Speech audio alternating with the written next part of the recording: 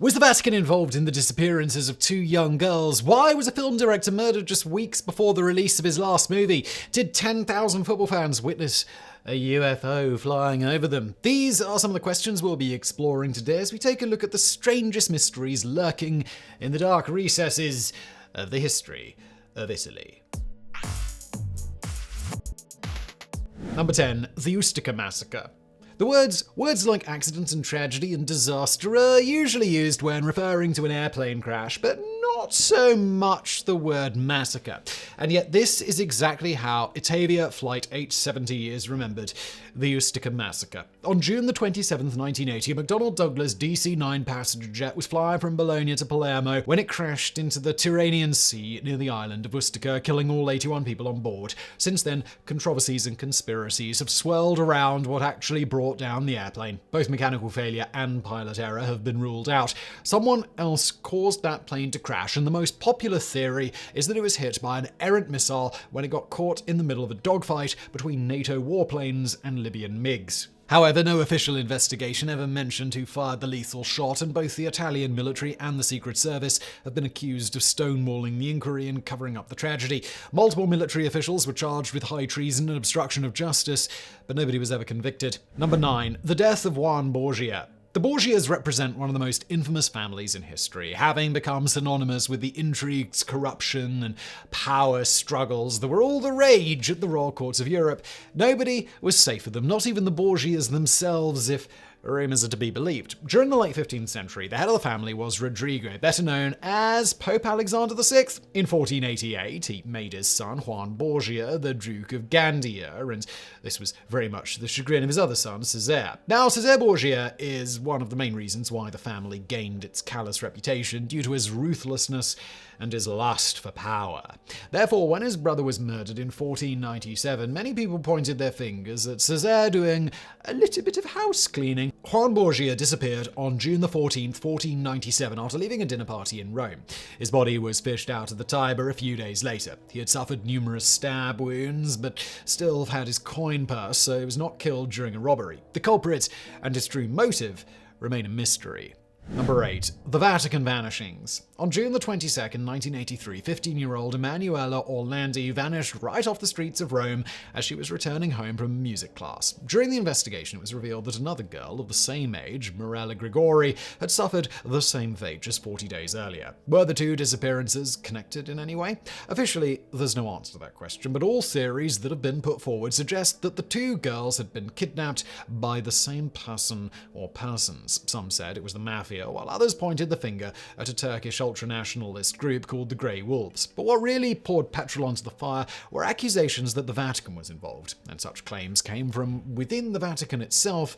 In 2012, infamous priest and chief exorcist Gabriele Morth claimed that the girls had been kidnapped to be used as sex slaves by members of the Holy See and diplomatic guests. While such extreme accusations have never been substantiated, Italian prosecutors have accused Vatican officials as recently as last year of knowing where the bodies are and refusing to disclose the information. Back in 2018, human remains found at a property owned by the Vatican were thought to belong to the missing girls, but they turned out to be over 1,800 years old, so for now, their fate still remain a secret. Number 7. The King of Montelepre.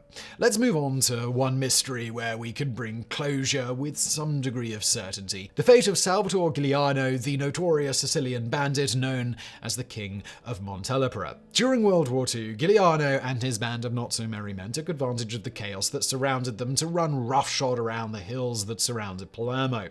The bandit met his predictable end in 1950 when he was gunned down by a hail of bullets, ostensibly at the hands of Carabinieri paramilitary police, when he was only 27 years old. Or was he? Ever since his purported death, legends have arisen claiming that the infamous outlaw survived his ordeal and that he escaped Italy while a look-alike was buried in Montelepre Cemetery. They believe that the shooting was staged and that Giuliano made it to the USA. This story has been around for decades, so in 2010, Sicilian authorities decided to exhume the body and do a DNA test. While the results were not definitive, they suggested that the remains belonged to Salvatore Giuliano with a 90% likelihood, so this is one mystery that could probably be put to bed, even though some people still do have their doubts. Number 6. The halftime encounter. October the 27th, 1954 was supposed to be like any other day for the people of Florence. 10,000 of them had gathered at the Stadium Artemi Franchi to watch their favourite football club, Fiorentina, take on local rival Pistoia. But after half-time, a stunned silence fell over the stadium. Nobody was watching the match anymore. They all had their heads pointed upwards and their mouths open as they watched a strange mass of oval-shaped figures move across the sky. Did 10,000 Italians just witness a UFO sighting? Many believe so, including some of the players who were there that day. There were no cameras, so the bizarre incident wasn't filmed, but the people in attendance were left with a memento of their close encounter, a glittery silver substance that began floating down to the ground. It was incredibly delicate and disintegrated shortly after landing, but some samples were preserved and sent for analysis. A spectrograph revealed that they contained silicon, boron, calcium, and magnesium, but didn't actually identify what the material was. Ufologists are quite familiar with the substance. They even have a name for it, angel hair, and its presence leaves no doubt in their minds that the event was a genuine UFO sighting. Others remain unconvinced, and one astronomer has an alternative explanation. The moving shape was actually a mass of migrating spiders, and the angel hair was just webbing that the arachnids use as sails to fly on the wind. Number 5. The Pasolini Murder.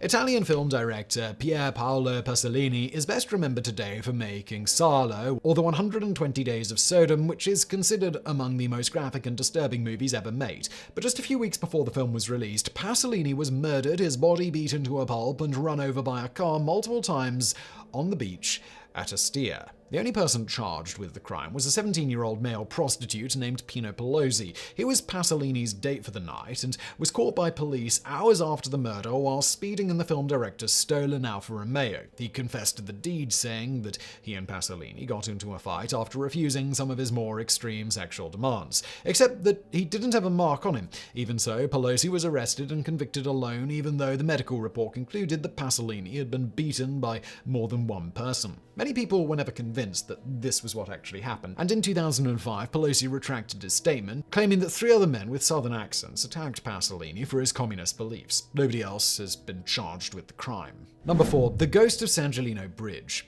The tragic story of Beatrice Cenci has resonated with Italians everywhere, which is why legends of her ghost are still popular today, 400 years after her death. Beatrice Cenci was a noblewoman born in Rome in 1577. You'd think that this would mean a life of luxury and security for her, but that was not the case because Beatrice's father was Count Francesco Cenci, one of the most depraved scoundrels in all of Rome. He beat and sexually abused his children and never suffered anything worse than a slap on the wrist due to his wealth and noble status. Eventually, Beatrice couldn't take it anymore, and she killed her father with the help of her siblings and stepmother. They tried to make it look like an accident, but didn't do a very good job. Their plot was discovered, and all involved were executed except for Bernardo, who was the youngest of the children. Beatrice was beheaded on the Sant'Angelo Bridge on September the 11th, 1599. Since then, people have claimed to have seen her ghost appearing once a year, the night before the anniversary of her death, walking aimlessly around the bridge while carrying her severed head. Number 3. The Disappearance of an Economist. For decades, Federico Caffé was one of the biggest names in Italian economics, having mentored several Bank of Italy governors and the current Italian Prime Minister. Then, one day, he simply left home and vanished, never to be seen again.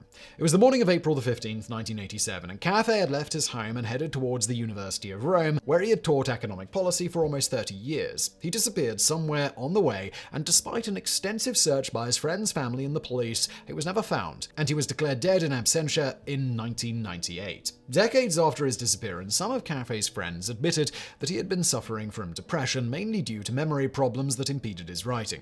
He had suffered a breakdown and had stopped teaching a few months before he vanished. Therefore, some have speculated that the economist could have committed suicide or maybe left to start a new life somewhere else. Number 2. The Haunting of Poveglia. Off the coast of Venice, inside the Venetian lagoon, there is a small island named Poveglia, which is divided in two by a canal. At first it looks quite unassuming, plenty of greenery on one side and some abandoned buildings on the other, including an old bell tower.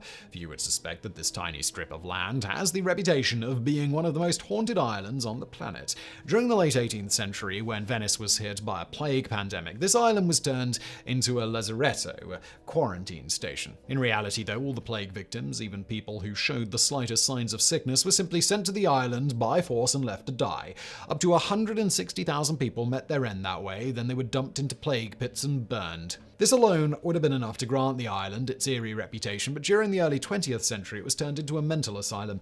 According to a local legend, a sadistic doctor was in charge of Poveglia, and he used the patients as guinea pigs for his torturous experiments. He was driven mad by the ghosts of the island, and one night he killed himself by jumping from the bell tower. Since then, people have stayed well away from Poveglia, but those who do visit have reported all sorts of eerie sights and sounds, including the ringing of the bell tower, which doesn't actually have a bell inside it anymore. Number 1. The Inconvenient Journalist. We end things with one of the greatest mysteries in Italy's modern history. In 1970, journalist Mauro De Mauro claimed that he had a story that would shake Italy to its foundations. Just a short while later, he was gone, never to be seen again. On September 16, 1970, the journalist vanished outside his home in Palermo. In the 50 years following his disappearance, the most popular hypothesis claimed that De Mauro was kidnapped and killed by the Sicilian mafia, possibly over his plan to write an exposé concerning the earlier death of Enrico Mattei, an Italian official who fought against the oil oligopoly and had made some very powerful enemies. Mattei died in 1962 in a plane crash, strongly believed to have been caused by a bomb, so it's possible Mauro found evidence and he was going to go public with it. A mafia informant named Tommaso Buscetta later corroborated these notions, but then a different informant came in with another story. He said that De Mauro had discovered a coup attempt being planned by former Navy commander Junio Valiero Borghese with the goal to restore fascism to Italy under his rule. Borghese asked the mob to silence De Mauro, which they did, but it proved to be in vain, as others eventually found out about the plan and the coup was called off. With most of the people involved in De Mauro's disappearance long gone, it's unlikely we'll get to the bottom of the mystery anytime soon.